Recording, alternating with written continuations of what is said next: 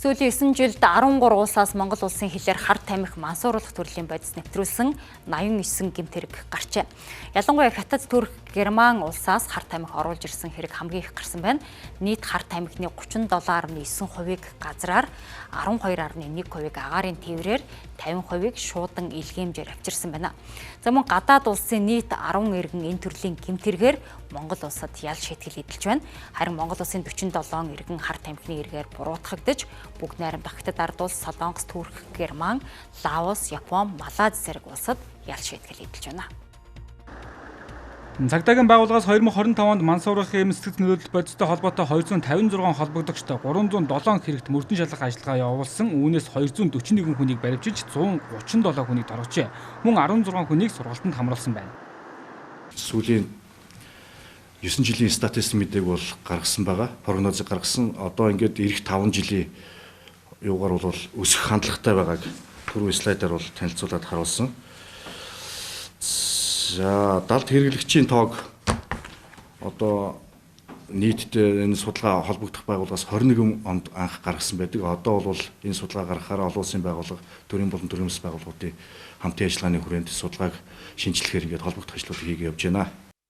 За 2025 онд энэ төрлийн гэмт хэргийн тоо 20.8%-аар, яллагдагчдын тоо 15.8%-аар тус өссөн үзүүлэлттэй байна. Нийслэлд 273, орон нутагт 34 гэмт хэрэг бүртгэгджээ. Мансуурсан гих 394 холбогдогчтой 420 зөрчил бүртгэгдсэн нь зөрчил 23.1%-аар, холбогдсон нь 26.7%-аар өсжээ. Цөмөн дэлхийн эрүүл мэндийн байгууллагаас 16-аас 64 насны 100 мянган хүн ам тутмын 2700 хэрэгэлдэг гэх судалгаа гарсан байна. Харин Монгол улсад дунджаар 30 мянга орчим далд хэрэглэгч байх магадaltaй гэх судалгаа гарчээ. За хар тамхитай тэмцэх ажил гэдэг маань өөрөө урьдчилан сэргийлэх ажил нэлээд бас өргөн хүрээтэй явагдах ёстой.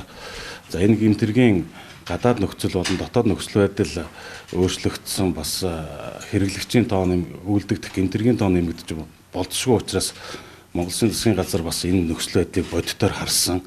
За тухайн цагдаагийн байгууллагын харьяанд байсан хар тамхитай тэмцэх газрыг бас алба болон өргөжүүлсэн, бүтэц орон тоог шийдвэрлсэн.